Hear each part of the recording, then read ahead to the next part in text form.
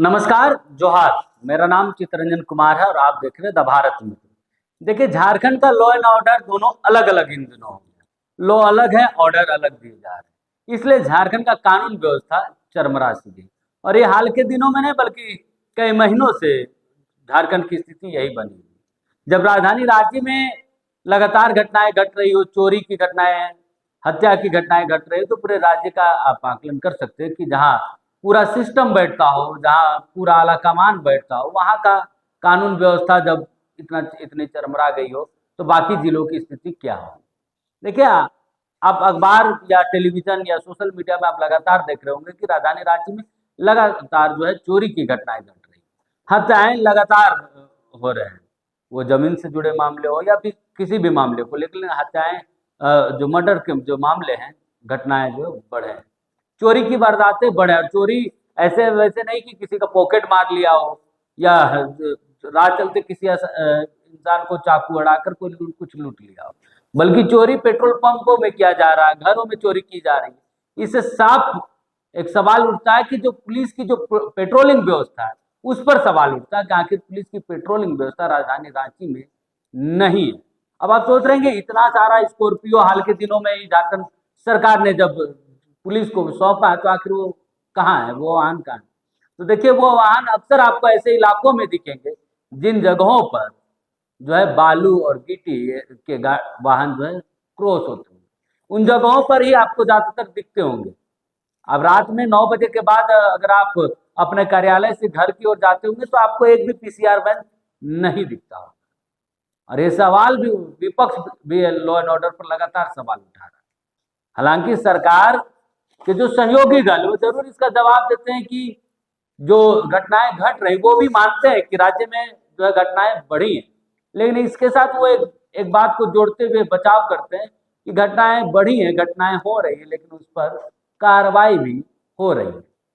अब जब कार्रवाई होती, जब डर होता अपराधियों में, तो जाहिर तौर पर ये घटनाएं नहीं घटती। जब डर नहीं है अपराधियों में, तब तो ये इतनी घटनाएं हो रही है और उनका मनोबल बढ़ा हुआ है। उनको भी मालूम है कि उनका कुछ होगा नहीं, उनको ना पुलिस पकड़ पाएगी, ना ही उनका उन पर कोई कानूनी कार्रवाई हो पाएगा। अब आप सोच रहे हैं, कहावत आपने सुना होगा कि अगर पुलिस चाहे तो मंदिर के बाहर से चप्पल चोरी ना हो। तो बिल्कुल, जब पुलिस चाहेगी, जब प्रशासन चाहेगा, लेकिन प्रशासन इन दिनों दूसरे ही खेल में मस्त है। मस्त क्या है, क्योंकि विपक्ष भी आरोप लगाती है कि जब अधिकारी मोटी रकम देकर पोस्टिंग ले तो फिर कानून व्यवस्था इन सारी चीजों पर क्यों काम करेगा? क्योंकि अगर कानून व्यवस्था मुकम्मल होगा तो फिर उनकी कमाई कैसे होगी? जब कानून व्यवस्था बिगड़ेगा, जब अपराधियों का मनोबल बढ़ा रहेगा, जब अपराधी घटना को अंजाम देंगे, तब तो अधिकारियों की मोटी रकम की कमाई होती रहेगी, क्योंकि उनको भी तो वसूली करना है, क्योंकि वो भी तो मोटी रकम देकर एक पोस्टिंग मिला है उनको। तो ऐसे में उनकी वसूली तो उस पैसे की वो करेंगे।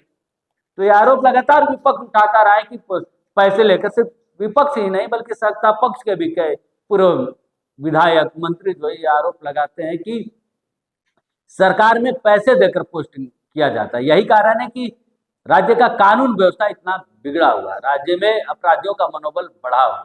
और खासकर जमीन के मामले तो इन दिनों इतने बढ़ गए, उसको लेकर लगातार जो है मौत की खबरें आप और हम सुनते रहते हैं। तो अपराधियों में कानून का डर नहीं है, और डर इसलिए नहीं क्योंकि पुलिस किसी और काम में मस्त है, क्योंकि पुलिस के संरक्षण पर ही यह सारा काम खेल चल रहा। तब तो अपराधी पुलिस की गिरफ्त से बाहर रहते हैं और लगातार कानून व्यवस्था बिगड़ता जा रहा है।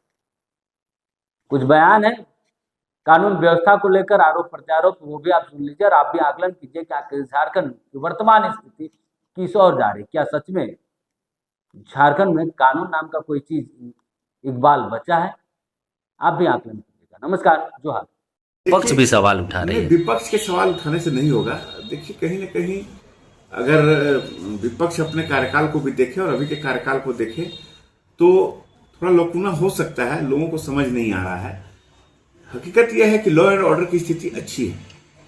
अच्छी इट मीन्स कि जितना भी अपराध हो रहा है, अपराधी पकड़े जा रहे हैं, कन्विक्शन रेट भी ज्यादा है, अपराधियों को सजा मिल रही है। और जहां तक पेट्रोलिंग की बात होती है तो ऐसा नहीं, पेट्रोलिंग भी होता है।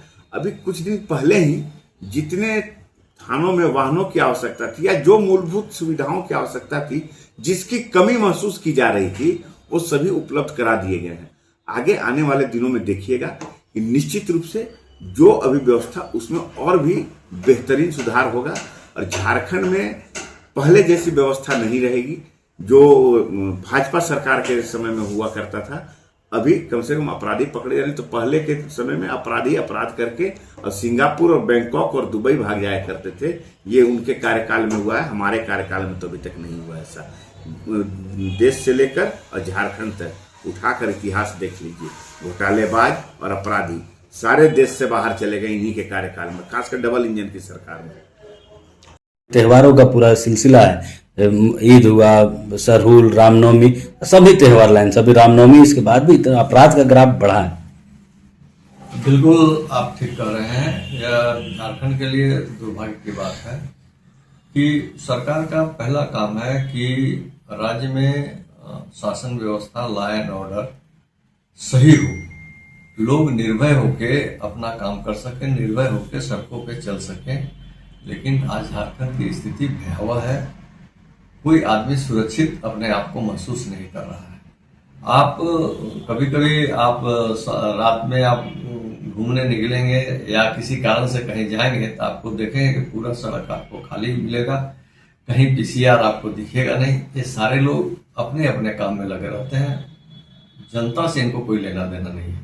यही कारण है कि जो राज्य में चोर उचक्के गलत काम करने वाले लोग हैं, सबका मनोबल बढ़ा हुआ है। अब सब खुला होके सब काम कर रहा है और सरकार के तरफ से, प्रशासन के तरफ से कोई कार्रवाई नहीं हो रही है। उन लोगों के मन में प्रशासन का कोई भय नहीं है। उन लोगों को लगता है कि हमको खुली छूट मिली हुई है, हम ये सब काम करेंगे और हमारे ऊपर कोई कार्रवाई नहीं होगी। तो इसमें तो जनता परेशान है, जनता भयभीत है, कोई आदमी अपने को सुरक्षित महसूस नहीं कर रहा है। तो झारखंड के लिए बहुत दुर्भाग्यपूर्ण है और मुझे लगता है कि सरकार को इस ओर ध्यान देना चाहिए। पता नहीं क्यों ये लोग ध्यान नहीं दे पा रहे हैं।